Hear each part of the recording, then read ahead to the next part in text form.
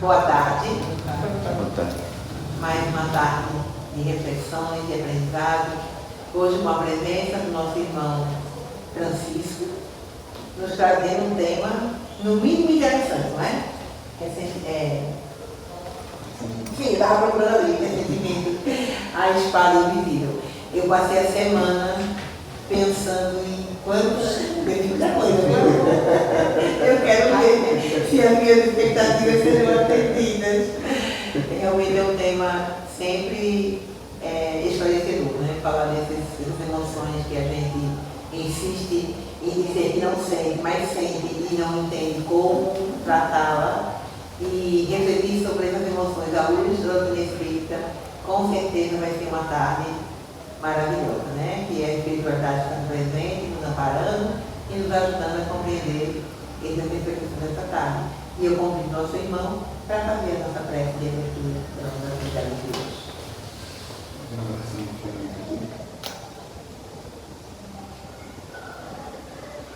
A oração hoje vai ser em forma de poema de Maria Dolores, onde ela coloca: agradeço, Senhor, quando me dizes não, as súplicas inéditas que faço através da oração. Muitas daquelas dádivas que peço, estima, concessão, posse, prazer, em meu caso talvez fossem espinhos na senda que me deste a percorrer. E outras vezes imploro-te favores, entre lamentação, choro, barulho, mero capricho, simples algazarra que me escapam do orgulho.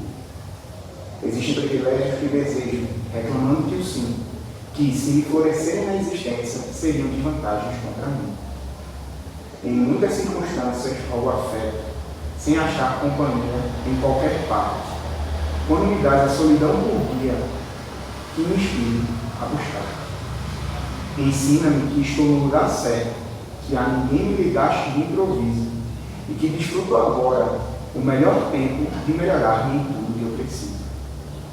Não me escuta as exigências loucas, faz-me perceber que alcançarei além do necessário se cumprir o meu dever. Agradeço, meu Deus, quando me dizes não com o teu amor, e sempre que te rogo que não deva, não me atenda, Senhor. E a paz dos nossos irmãos espirituais, e toda a instrução do Altíssimo, da direção espiritual da casa, dos guias e protetores de cada um de nós, forme um elo de proteção e auxílio que possa beneficiar encarnados e desencarnados aqui presentes, e que possa ser levado também a outros pontos que necessitam de reenergização, de tratamento e de cura. Em nome de nosso Senhor Jesus Cristo, seja por nós sempre louvado, hoje, agora e sempre.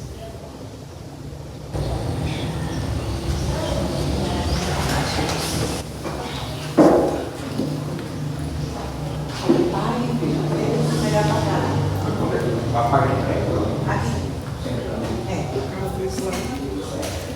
legal, né? Você Quer entrar? aceita? Ok. Aí eu apago. O que você quiser? Até que sabe. Seria o ritmo da coisa.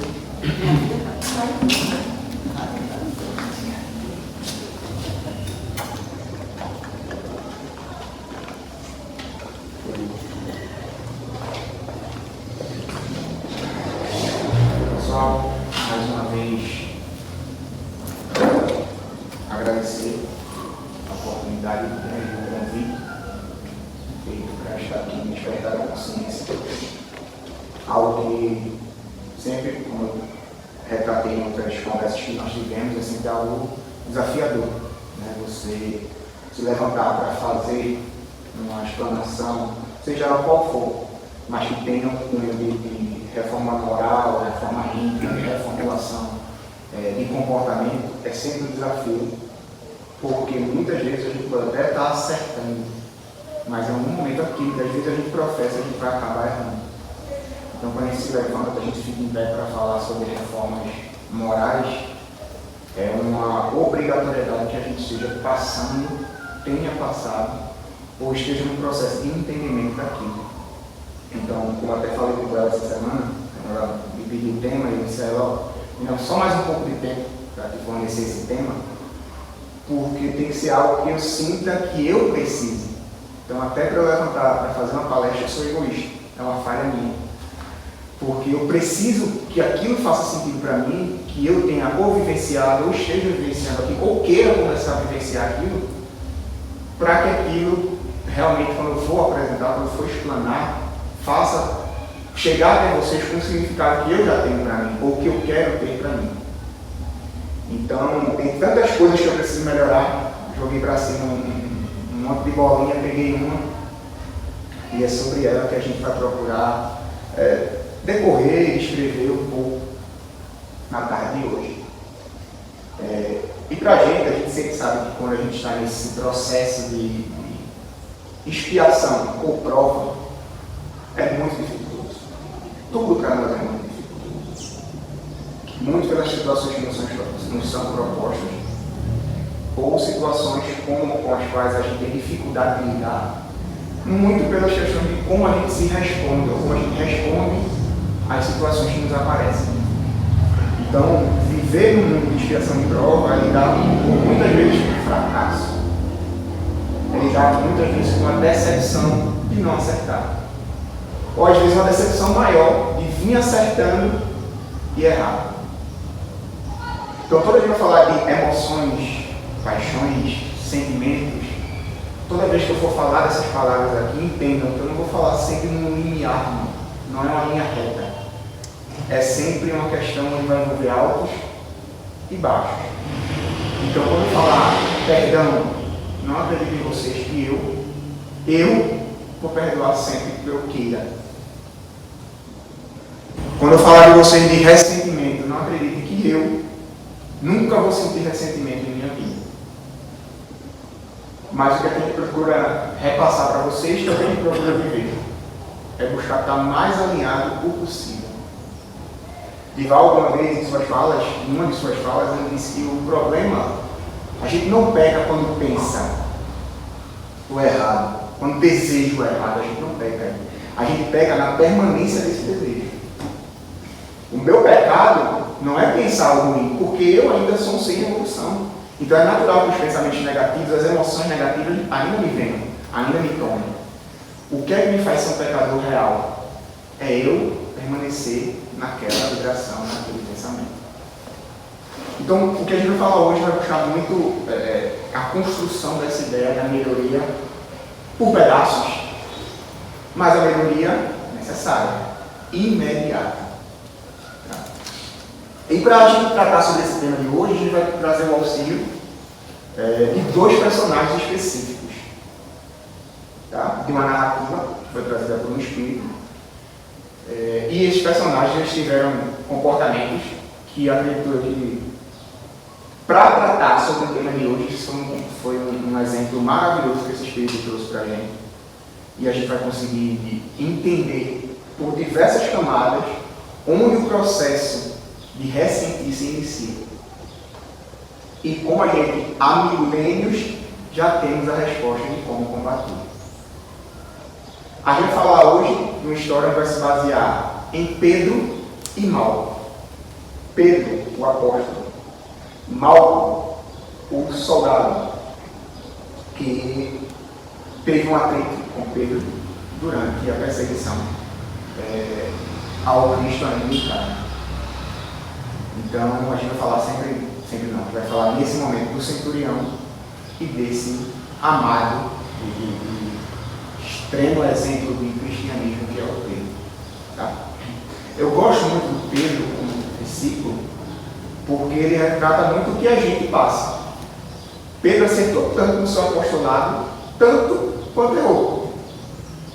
E a gente se vê em Pedro, a gente se assemelha a Pedro no mesmo pé que a gente se assemelha a Paulo de Tarso, onde a gente vê que são epítomes do cristianismo, mas são seres que falharam tanto quanto acertaram. E isso nos dá uma proximidade para entender o Evangelho. Que a perfeição, a reformulação, a construção de conceitos e de comportamentos é algo que vai ter suas variações, suas gradações e seu tempo para ocorrer. E a gente tem um livro livro que é intitulado Até o Fim dos Tempos. É um livro de autoria de Amélia Rodrigues, tá? Do espírito de Amélia Rodrigues, que foi trazido por nós pela mediunidade, né, de Divaldo, certo? E Amélia, em um determinado capítulo, ela vai nos trazer à tona a lembrança de José de Caifás. Acredito eu, vocês, a maioria de vocês, a maioria de nós, já temos conhecimento de quem foi o José de Caifás. Ele nada mais foi do que o sacerdote que não só tramou, mas orquestrou, preparou, organizou o processo criminal contra Jesus Cristo. Ele foi o responsável por ter definido qual seria o crime de Cristo. A gente sabe que Jesus passou por um processo criminal, ele foi julgado e condenado. Mas acaba passando pela percepção nossa qual foi o crime que Jesus foi condenado.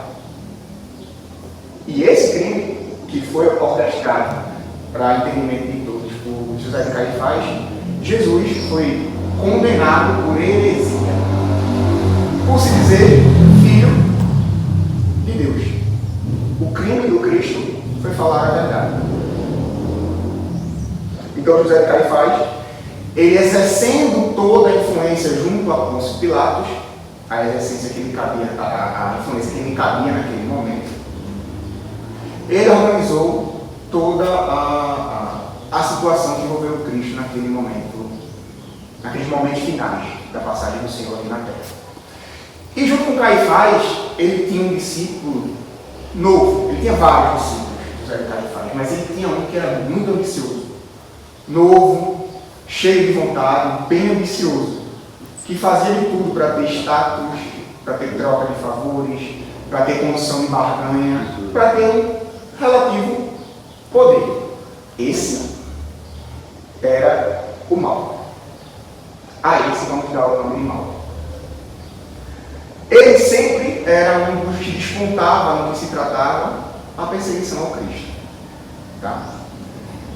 E naqueles dias tumultuados, na entrada de Jesus, como a gente já sabe, em Jerusalém, gritaria, aplausos, canções, as folhas de palmeiras, toda aquela alegria que antecedia toda aquela tragédia que a gente já conhece, a gente viu que ali ficou muito consolidado e muito visível para os sacerdotes e para os inimigos do Cristo a influência que Jesus tinha junto ao povo, assim como seus discípulos. Então ali ficava muito claro que o povo estava apoiando ou estava se identificando com as ideias que para aqueles sacerdotes, que aquele falso Messias estava propagando. E isso amedrontou demais José de Caifás, onde ele se apressou e covardemente organizou a prisão do mestre. Após o histórico momento da ceia, onde Jesus vai buscar o Jardim das Oliveiras para orar, se desdobrar, pedir apoio ao Pai Celeste para aquele momento que estava por vir, chegou um bando liderado por mal, juntamente com Judas. E quando se aproximaram do mestre, este, já sabendo o que lhe era prometido, indagou: a quem buscais? A qual o mal respondeu: a Jesus de Nazaré. E ele, sereno, respondeu: este sou eu. Só que os centuriões que ali estavam precisavam de confirmação, não podia apenas acreditar na palavra de uma pessoa que se apresentava como Cristo. Até porque Tomé, dizem, os historiadores dizem que Tomé era muita semelhança com Cristo. Então, por vezes, fisicamente, disseram que Tomé poderia até se passar por Cristo, se quisesse.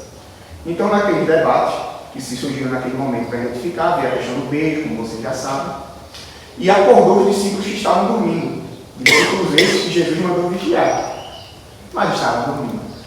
Então Jesus, no meio daquele tumulto, foi amparado de certa forma pelos discípulos, que vieram ao seu socorro, mas sempre tem desses discípulos aquele que é mais exaltado, que sempre foi o mais exaltado, que é Pedro. E Pedro, diante de toda aquela tensão, diante de toda aquela manifestação, puxa a sua espada e decepa com muita violência a orelha de Malco. E ao decepar a orelha de Malco, Malco solta um grito e começa a vociferar muito ódio, muita raiva e dor naquele momento. E acontece uma das passagens mais conhecidas do Evangelho, é onde Jesus se aproxima de Malco, toca-lhe a região ferida, sana a hemorragia e corrige a ferida. Quem com ferro fere, com ferro será ferido. Uma das passagens que a gente mais conhece, né? Que é mais propagada, porque simplesmente esse ditado virou, essa mensagem virou ditado popular. Embainha a tua espada, porque quem com ferro fere, com ferro será ferido.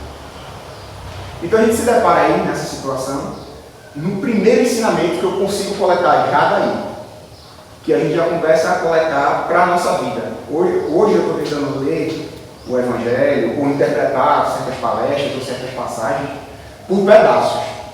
Não me interessa só agora o grande ponto da palestra que vai me atingir no meu íntimo, porque pode ser que eu nem entenda o tal ponto-chave da palestra. Quando eu vou assistir uma palestra de Rivaldo, meu Deus, eu me perco tanto. Pode ser que eu nem encontre o ponto-chave do que ele esteja falando, mas eu tenho que captar pelo menos alguma mensagem que faça sentido na aplicação atual da minha vida. E nessa passagem de Cristo eu já percebi o primeiro ensinamento, que é isso passa despercebido. O comportamento do mestre. Houve o erro. Ele foi até a vítima do momento, sanou a necessidade e calmamente corrigiu o agressor. Hoje, eu sei que eu tenho duas sobrinhas e um sobrinho bem novinho, e duas sobrinhas de 7 e outra de 13, que quando derrama suco na mesa, a de 13 sobretudo, porque a de 13 está no período da adolescência, o corpo dela está crescendo mais do que ela está acostumada, então os hormônios e todo o processo de crescimento dela está todo descoordenado, porque é o momento da fase realmente de revolução. Então se ela derrama um suco na mesa, se ela bate, derruba um copo de refrigerante, a minha irmã ela vai reclamar, gritar com ela, até o momento que ela vai levantar, vai pegar o pano, a minha própria sobrinha vai levantar, vai pegar um pano para limpar. Isso acontece com diversas mães aí. Você é abestalhada, você não está vendo? É isso que dá, faz as coisas brincando e está reclamando. E a Coca-Cola está correndo pela mesa. Você não está vendo não o que você fez? Preste atenção, é sempre assim, toda a vida você faz isso. E olha a Coca-Cola indo para a ponta da mesa, para pingar no chão. Em vez de levantar-se e até a cozinha pegar um pano. Tocar, depois, preste atenção no que você faz. Vai falar, vai se movimentar, afaste o que estiver perto, preste atenção quando for falar. Talvez fosse uma mensagem mais eficiente. Mas a gente, tomado pela ira daquele momento, qualquer um de nós vai primeiro agredir para depois pedir que a própria pessoa corrija, tendo eu muitas vezes a condição de ir lá e corrigir, primariamente. Então, o primeiro ensinamento que a gente tem nessa passagem do Cristo. Mas se segue.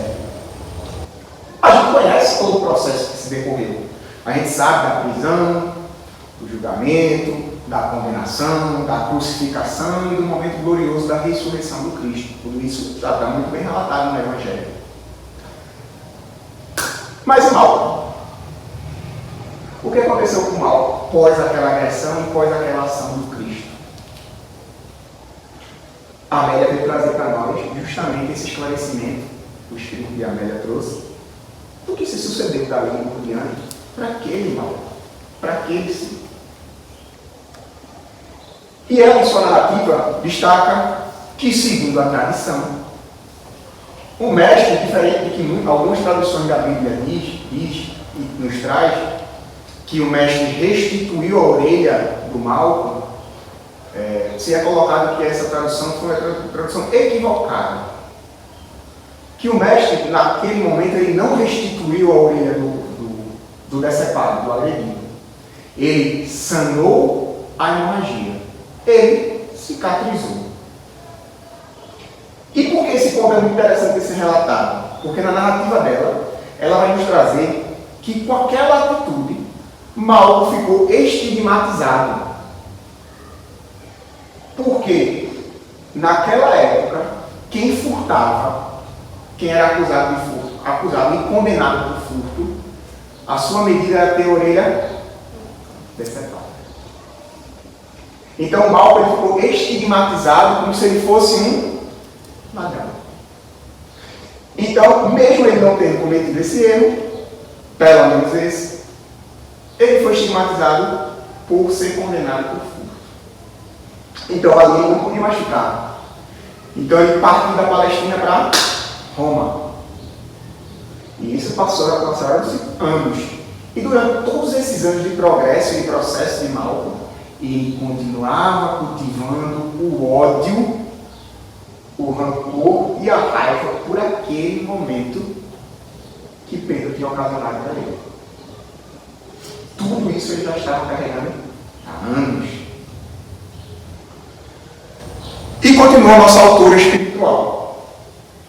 Os anos transcorreram amargos até que ascendeu ao poder um certo imperador que não era muito amigo dos cristãos. Seu nome, Nero. Nero chegou ao poder e Malco passa a fazer parte dos seguidores tigelinos. Sofônio Tigelino, conselheiro do imperador e seu agente tenebroso de crimes, perseguindo sempre os cristãos. E quem se junta aos tigelinos? Malco. E continua a autora. Numa dessas investidas, sempre capturando os cristãos, como você já sabe, né? Levando às arenas, torturando, enforcando, pendurando em árvores, tudo aquilo que você já sabe, queimando. Numa dessas investidas, alguns discípulos do mestre foram capturados. Dentre esses discípulos, Pedro. A última captura de Pedro. Pedro, junto com alguns outros seguidores do Cristo, foram levados ao monte. E o Pedro seria, então, naquele momento, como sentença, crucificado como seu mestre. E naquele momento, enquanto ele aguardava o preparo da sua tosca forma de assassinato, que era a montagem da sua cruz, enquanto Pedro estava na fila para ser crucificado, Malco o reconheceu. Se aproximou de Pedro e começou a espancá-lo com socos e pontapés. Agredia fortemente Pedro, jogando-o no chão, chutando e constantemente apontando para a orelha que lhe faltava. Enquanto agredia Pedro, xingando, ofendendo e lhe mostrando por que ele estava apanhando, apontando constantemente para a orelha que foi decepada da sua cabeça.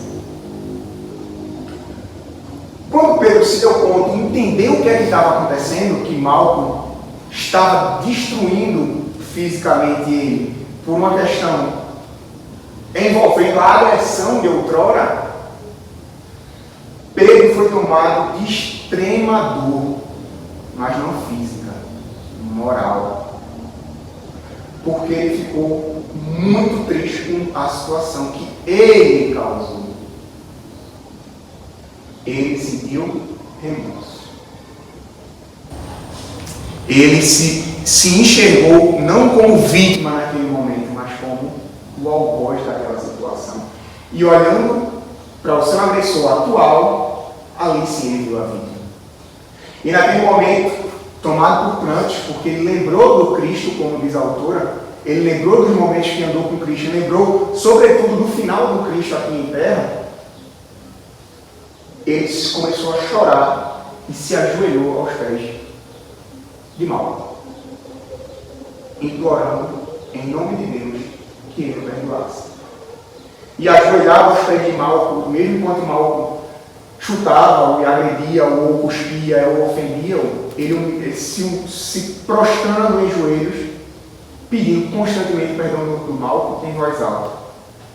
E os outros tigelinos olharam para a situação e, opa, se é esse que vamos crucificar, que é pessoa importante, dentre os mais importantes seguidores do carpinteiro, está se ajoelhando aos teus pés, então és tu mais importante que ele. Os aliados de Malco capturaram, fizeram rapidamente uma outra cruz e levaram Malco se debatendo, gritando, alegando inocência, e o penduraram na cruz ao lado do Cristo. Crucificaram naquele dia, dentre outros cristãos que foram imolados, Pedro e Malco.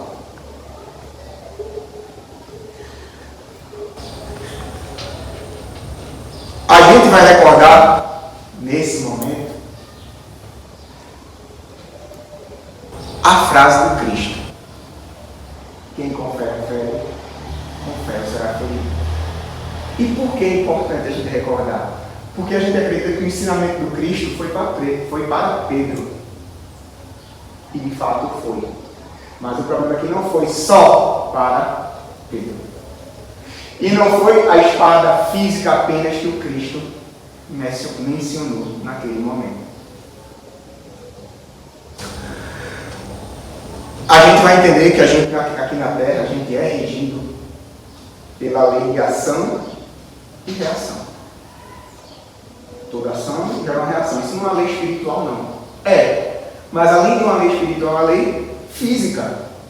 Toda ação gera uma reação contrária. Antes, em outras oportunidades do apostolado do Mestre, ele revelou um outro ensinamento que vai retratar sobre a ideia da raiva cultivada, do ressentimento cultivado. E a gente vai encontrar lá em Mateus, no capítulo 7, versículo 1 e 2, onde ele coloca: não julgueis para não seres julgados. Com a medida que medirdes, sereis medidos. O interessante de Jesus é que ele fala diversas vezes na Bíblia sobre perdão, sobre ressentimento, sobre reparar, se retratar com o inimigo, e de diversas formas. Às vezes por parábola, às vezes por uma frase, às vezes por ação. E isso é interessante. Na mesma medida que é interessante a dificuldade da gente entender. Porque só faltou ele desenhar. Porque já foi ensinado. O caminho já foi dado. Os espíritos gostam muito dessa frase, né? O caminho já foi dado. Os espíritas, os grandes palestrantes, eles falam, o caminho já foi mostrado. E ele foi. Só que a gente não consegue caminhar. E destaca a Amélia Rodrigues, já no final do capítulo, já nas conclusões do capítulo, onde ela fala: há espadas invisíveis que despedaçam vidas, esfacelam esperanças e ceifam ideias. Observe bem a frase. Ela vai despedaçar vidas. Não somente a minha atual. Pode ser, esse ressentimento pode esfacelar a minha vida atual e minhas vidas futuras. Pode esfacelar, a partir do momento que com aquele ressentimento eu vou e atento contra a vida de alguém, esfacelar vidas de outras pessoas. Então, ressentimento dificilmente vai ter só, único e exclusivamente efeito sobre mim. Pode ser que tenha único e exclusivamente efeito sobre mim. Na maioria dos casos vai realmente ter, se o meu agressor for uma pessoa equilibrada, na maioria das vezes vai ter realmente ações sobre mim. Mas pode acabar tendo efeito sobre outras pessoas. E a mentora de Divaldo, ela dá uma nomenclatura a essas espadas invisíveis.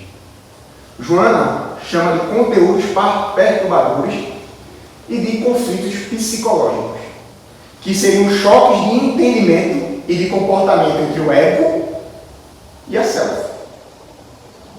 O que eu sou e o que eu preciso ser. O que eu tenho agora e o que eu preciso abrir mão para ter lá na frente. Começa a se chocar. Então, hoje, o principal elemento gerador de nosso ressentimento é o não entendimento do controle do nosso ego.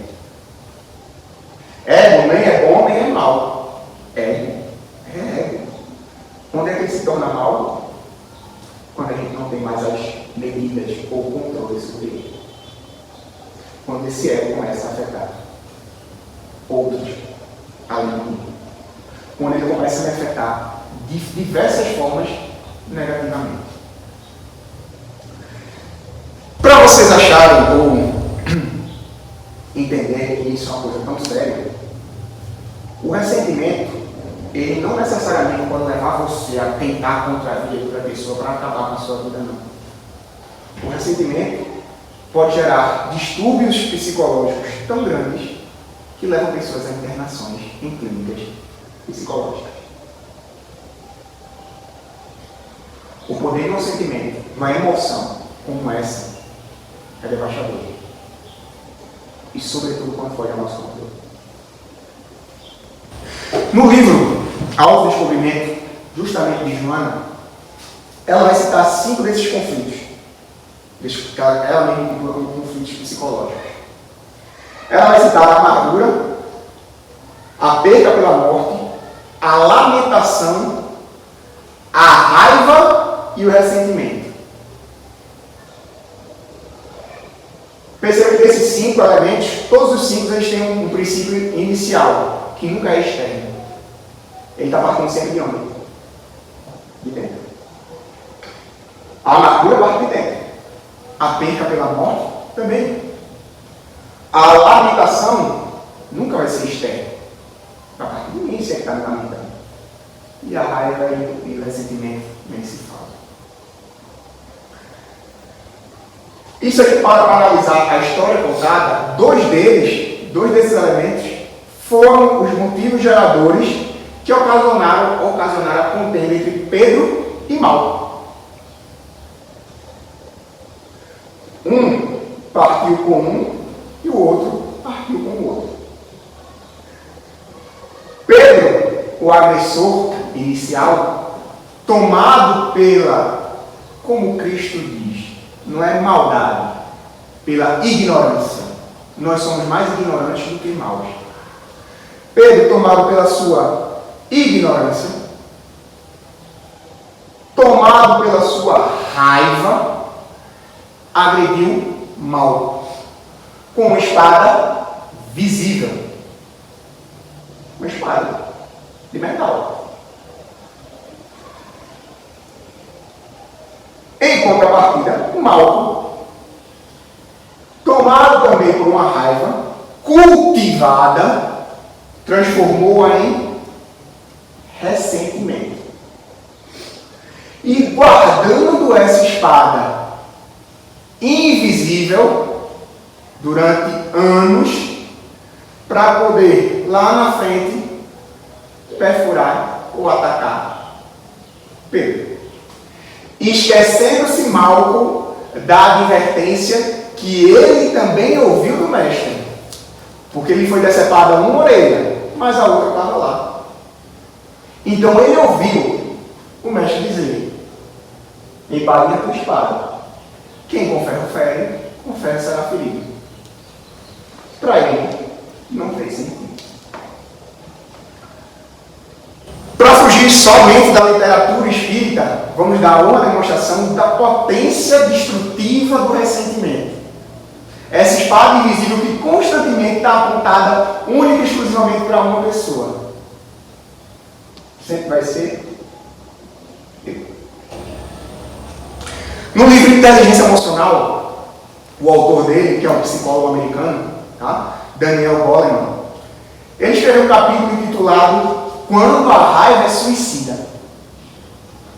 O título já é realmente, você não precisa nem discorrer a leitura do capítulo.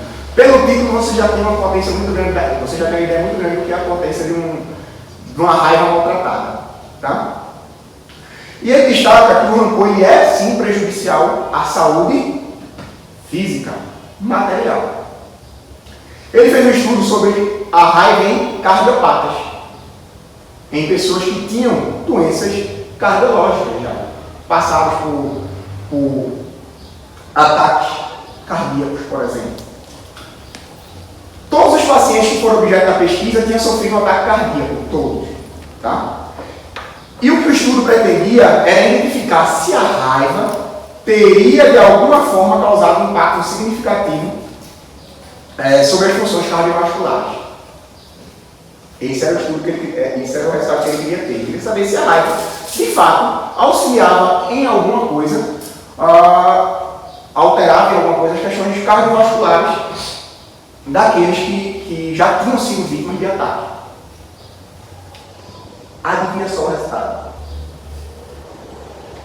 Os dados da pesquisa trouxeram o seguinte: à medida que essas pessoas iam narrando fatos que os haviam aborrecido, a eficácia do bombeamento do coração caía 5%. Eles já não tinham mais 100%, tá? Lembre-se que eles já eram cardiopatas. A esses cardiopatas ainda foi acrescido, ou decrescido, 5% da sua capacidade vascular. Em alguns casos, houve uma queda de eficiência de 7% ou mais. Para nós que somos leigos, que tem 100%, 7% não faz diferença. Para os cardiologistas que o Daniel Goleman consultou, consideram os cardiologistas como sinal de isquemia miocárdica. Infarto. Ou princípio de infarto. Preparo. Gente, a gente não está falando de nada alheio lá longe não, tá? Todo mundo aqui sente raiva. Todo mundo aqui sente ressentimento. Ou já sentiu, eu posso estar falando aqui com pessoas que são missionários, né? Eu posso estar aqui ofendendo vocês, peço até desculpa se tiver. Mas dentre nós, os mais endurecidos na trajetória do Cristo, somos nós portadores dessas emoções. Eu não estou falando nada alheio, não, eu sou uma flor do campo, que eu nada me irritou, nunca perdi minha paciência. A raiva nunca me tomou conversa fiada. Então já é o segundo erro que você está cometendo. É a raiva e a mentira que você está andando com ela. Então são dois fatores que... É um fator que a gente já tem vivência. Eu não estou falando nada ali, nada novo para vocês. É algo que atinge a nós mesmos. Quando falo das funções cardíacas, a nossa também é afetada. Dentre os fatores, ou vocês não conhecem ninguém que quando sente raiva perde a voz? Quando sente raiva fica todo roxo. Parece que foi espancado na esquina. Não. Se estressou com o filho, com a filha, com a mãe, com o irmão, com o trabalho. Gente, é uma resposta do nosso corpo e uma sensação real. Uma resposta do nosso corpo. Então, são espadas invisíveis que estavam apontadas para esses cardiopatas, na mesma medida que estão apontadas para nós. Espadas essas que estão nos acompanhando. E precisamos ter cuidado com esse tal de ressentimento, porque ele vai entrar no processo de, olha a grafia da palavra, tá? Ressentir. Sentir, ressentir. Gente, se eu não gostei do que eu senti, para que diacho eu quero ressentir aquilo lá? Eu não gostei, me machucou. Machucou algum conceito, alguma ideia que eu tinha sobre mim, ou sobre parentes, ou sobre qualquer coisa. Porque se eu não gostei do que eu senti, eu quero ressentir. Sentir de novo, sentir outra vez, ressentir. Você está entendendo que quem me machucou só é responsável por um pedaço disso daí? O resto é tudo nosso. O ressentimento nunca é do outro, não. O ressentimento é nosso. Quem está sentindo de novo? Quem decidiu sentir aquilo ali? Não tem nada a trazer por outro, não. Um freio disse uma vez as seguintes palavras: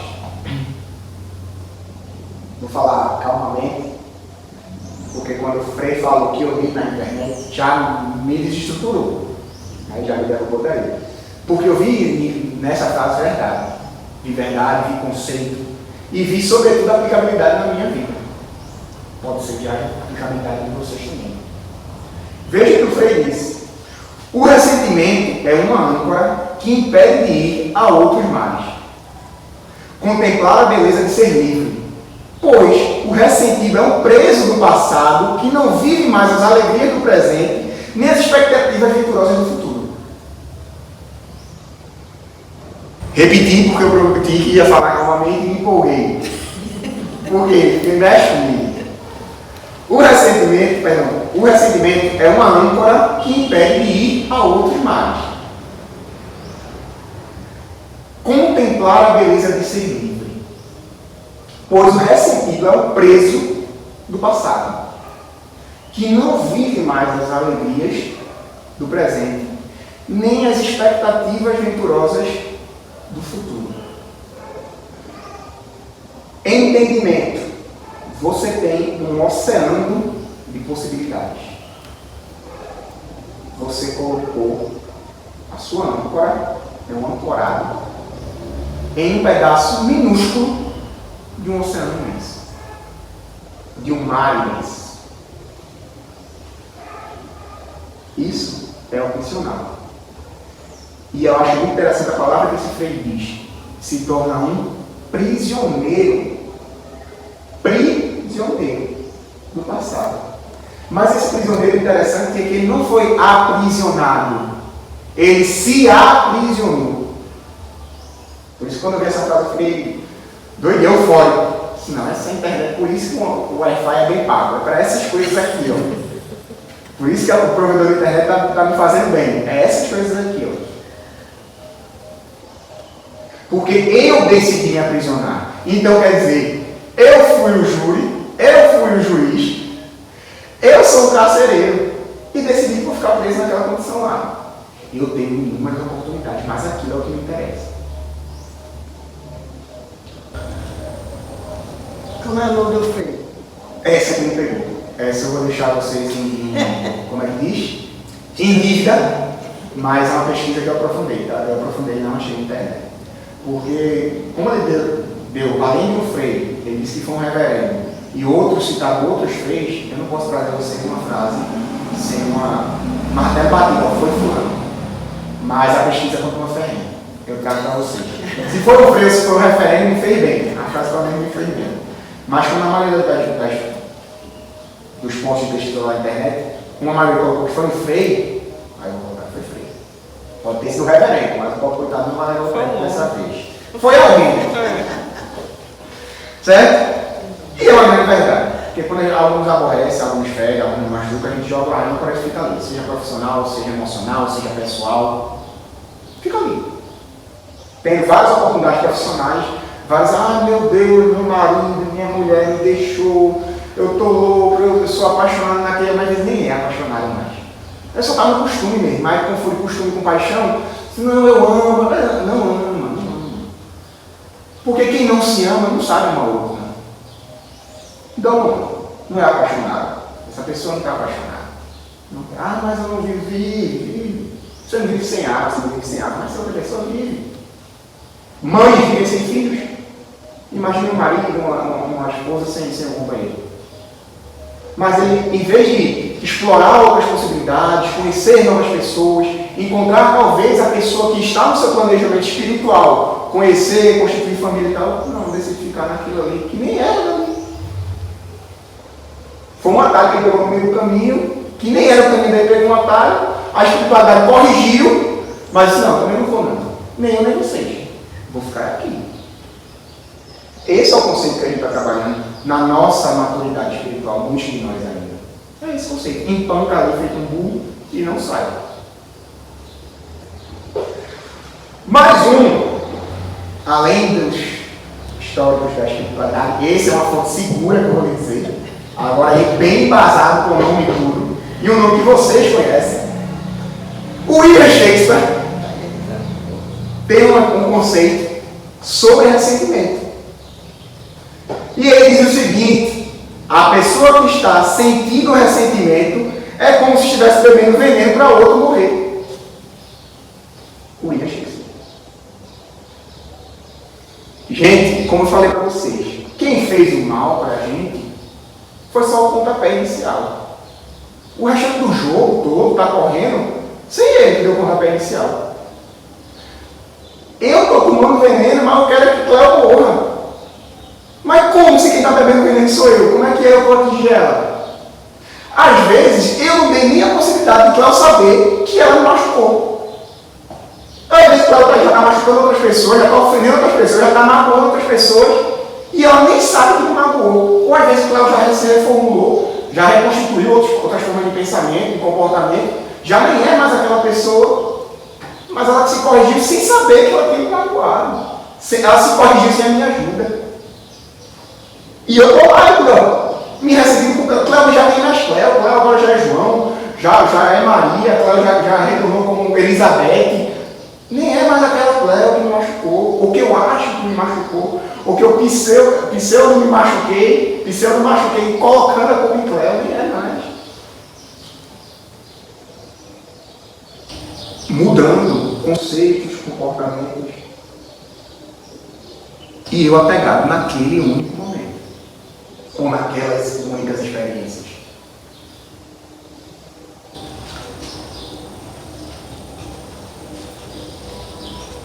Aí a gente fica querendo sempre o mal do outro, quando a gente está ressentido. E sabe o que a gente faz na hora do desejo negativo? Pegamos toda essa energia negativa que está dentro desse poço ainda inferior nosso e trazemos tudo à tona. Sai sendo quase sempre nós o mais prejudicado, mas às vezes os nossos mais próximos, os que conosco convivem, que não tem nada a ver com aquilo ali que está acontecendo. E se você não desconta nessas pessoas verbalmente, você acaba descontando energeticamente. E se você pegar uma pessoa que mora com você em desequilíbrio energético, o ressentimento que você está carregando e a vibração negativa que você está gerando adoece um filho seu, adoece um pai seu, adoece uma pessoa sua. Porque você sabe que tem médicos que eles são absorventes, eles captam, que é intitulado como remédio de transporte. Aí está você, que é a pessoa que eu mais amo nesse mundo, é tu que está deixando a pessoa em cima da cama. Porque às vezes a pessoa está em desenvolvimento espiritual, ainda não tem o equilíbrio, ainda está em processo de evolução, ou de construção mediúnica, ele entra nesse fogo cruzado.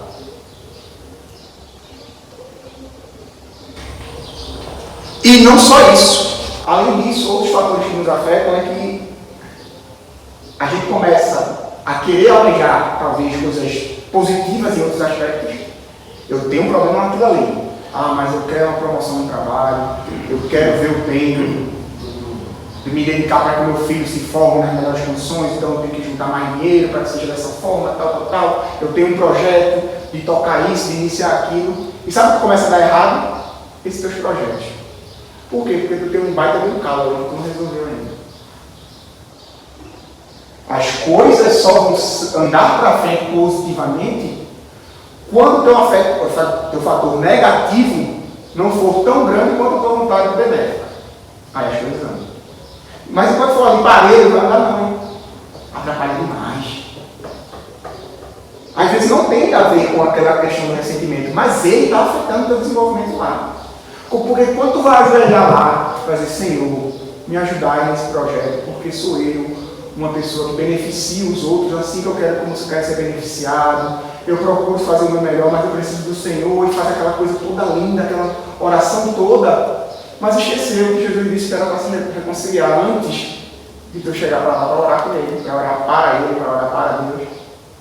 Volta lá e conserta. Então tu tem certa limitação.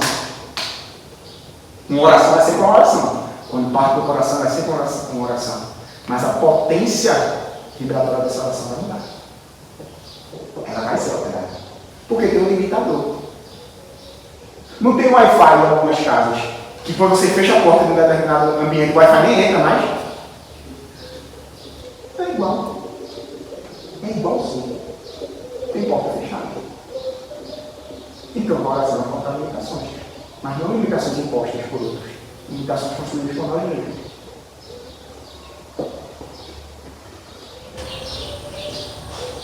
A gente tem a ideia, e a gente se engana, em achar que outras pessoas não vão ser afetadas com o nosso ressentimento. Às vezes a gente está ressentindo, mas não quer o mal dos outros, não. Só da pessoa que me fez mal. Quero que ninguém se afete. Não se meta não, ninguém se mete. É eu e a pessoa. Mas a gente acha que a gente consegue esconder muito bem esse ressentimento. E a gente pode, como eu falei para vocês, esconder verbalmente ou fisicamente. Mas aos que já foram na praia, aqui, ou até mesmo numa piscina, mas não vou usar a praia, por exemplo, vocês já tentaram pegar uma bola de praia e empurrar ela para dentro da água? Você pode ser a pessoa mais forte do mundo, não fica não. O que é que vai acontecer com essa bola? Ela emerge novamente. E quando ela emerge, ela acaba jogando água para os lados, né? Essa bola é ressentimento. Por mais que você queira esconder e não querer afetar pessoas à sua volta, ela vai estar lá. Essa bola ela vai estar bem,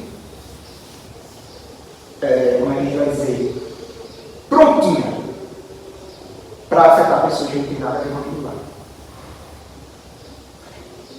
Até mesmo para afetar a pessoa que realmente me fez mal. Aí é que você consegue adquirir uma dívida de milênio, 30 vezes de anos.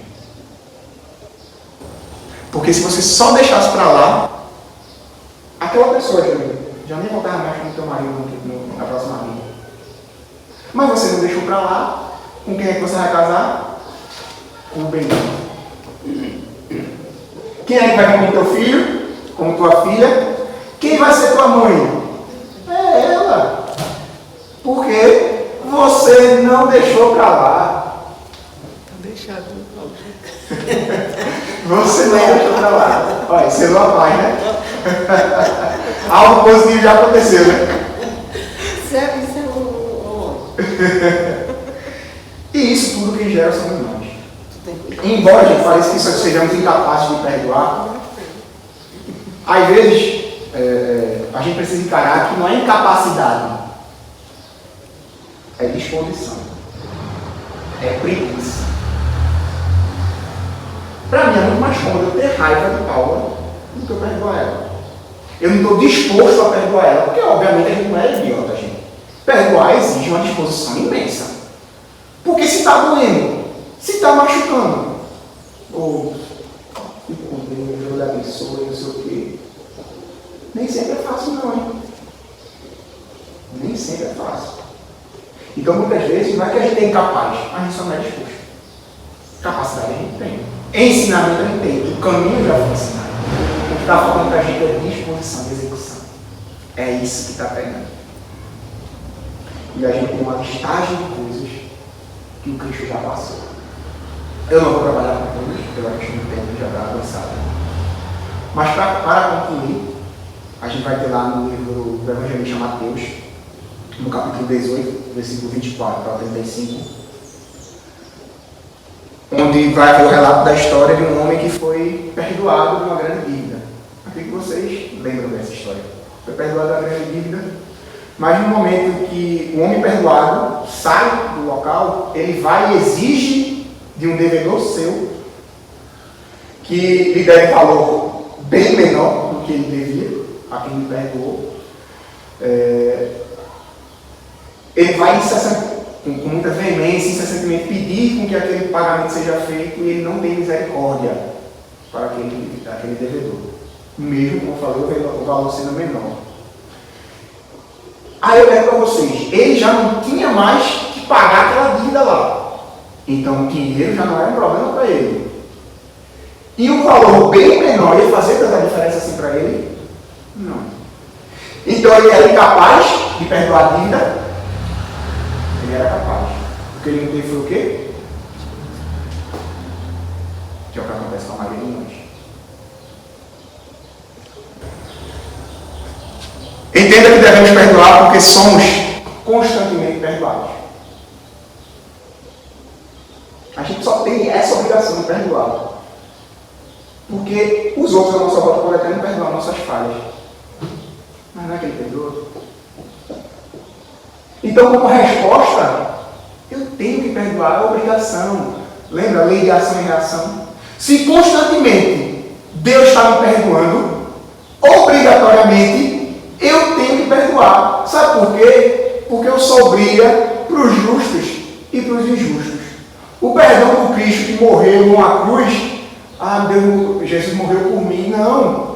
Morreu por você porque ele te faz mal hoje. Quem lhe fez mal ontem, quem vai lhe fazer mal amanhã? Cristo morreu por todos. Então a obrigação nossa, que somos perdoados constantemente, é perdoar. Então tem diversos pontos que são trabalhados. Eu ia mostrar para vocês rapidamente, mas eu vou citar os pontos aqui.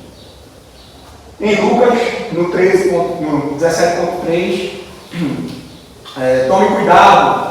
Se o irmão pecar, repreenda-o. E se ele se arrepender, perdoe-o. Se pecar contra você 7 vezes no dia e 7 vezes voltar a você e disser, estou arrependido, perdoe-o. E quando estiverem orando, se tiver alguma coisa contra alguém, perdoe-o, para que também o Pai Celestial nos perdoe os seus pecados. Está lá em Marcos.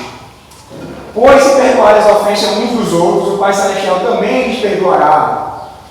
Mas se não perdoarem uns aos outros, o Pai Celestial não lhes perdoará as ofensas. Está lá em Mateus, essas duas passagens, fora as cartas de Paulo, fora as outras cartas em geral. Gente, não falta ensinamento. O que eu estou passando para vocês aqui não é, eu não estou ensinando nada para vocês. O que a gente está fazendo aqui é conversando. Porque isso aqui ensinou todo Cristo há muito tempo. O problema não está no ensinamento, não está na capacidade. Ninguém confia mais na gente do que o próprio Cristo. Está na vontade. Está faltando para a gente disposição. Que a paz do nosso Divino Mestre Jesus, da espiritualidade amiga, do meu mentor espiritual, que nos acompanha nesse momento, se faça presente e nos acompanhe por todo o nosso dia hoje. E que possamos não somente refletir, mas reconstruir a nossa forma de lidar com as ofensas que sofremos. Que a paz de Deus continue com todos.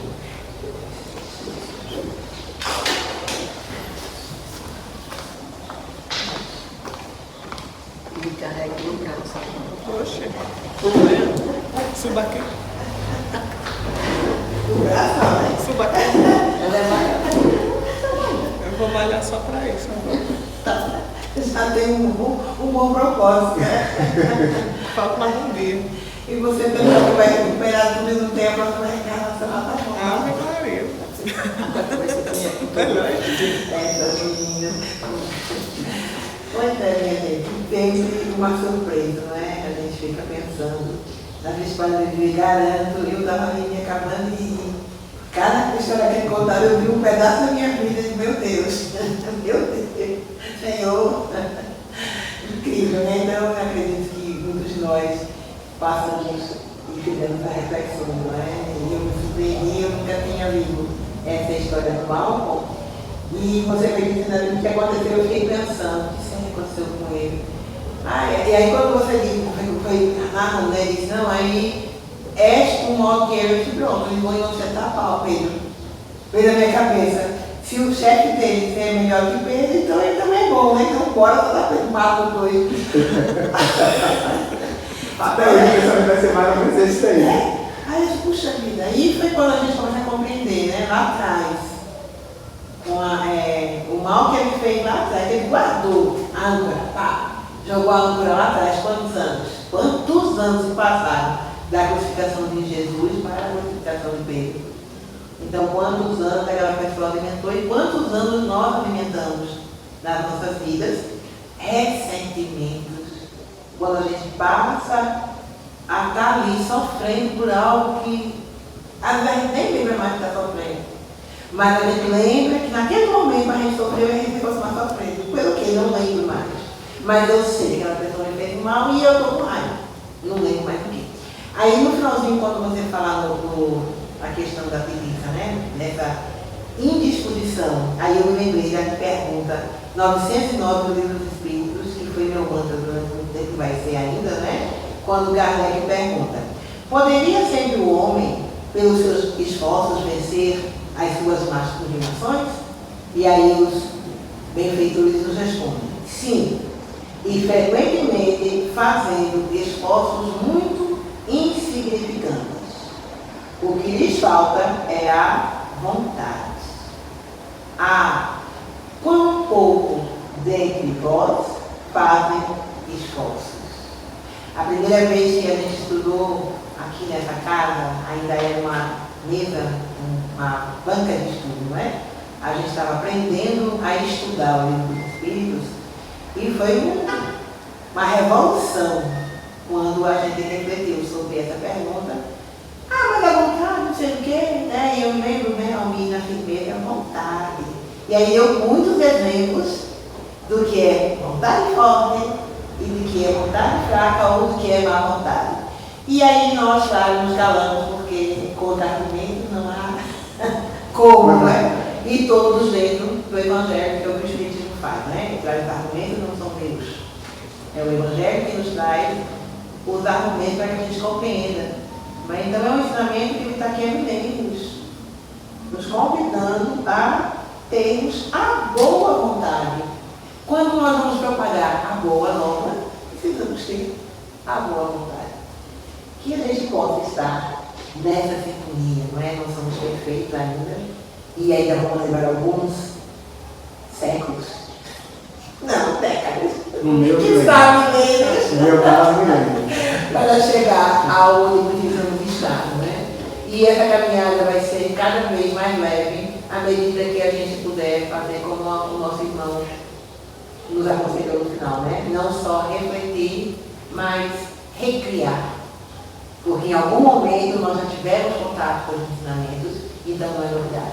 Então que a gente possa restabelecer dentro de cada um de nós esse evangelho divino que tem como missão nos trazer essa consolação, essa esperança de que as coisas vão melhorar, porque no final tudo passa. Que Jesus nos abençoe, que a nossa semana seja extremamente produtiva. E eu vou fazer essa prece de encerramento.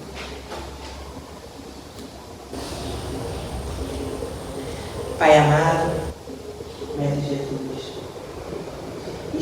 espiritualidade amiga, que nos conduziu, que nos dirige, que nos ampara. Nesse momento nos colocamos em suas mãos, invocando todo o Pai de que necessitamos para compreender e ressignificar esse sentimento, essas mágoas, essas dores que ainda persistem dentro de cada um de nós, nos impedindo de levantar essa âncora e seguir no nosso processo evolutivo.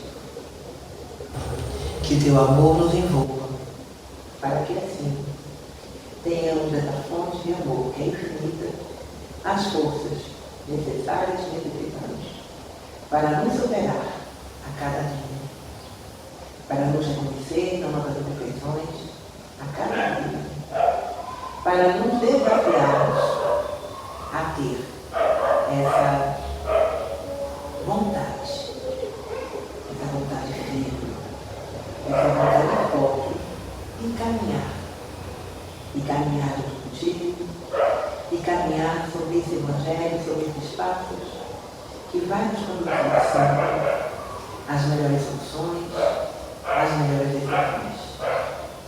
Que a tua paz, que a tua harmonia hoje esteja sempre conosco.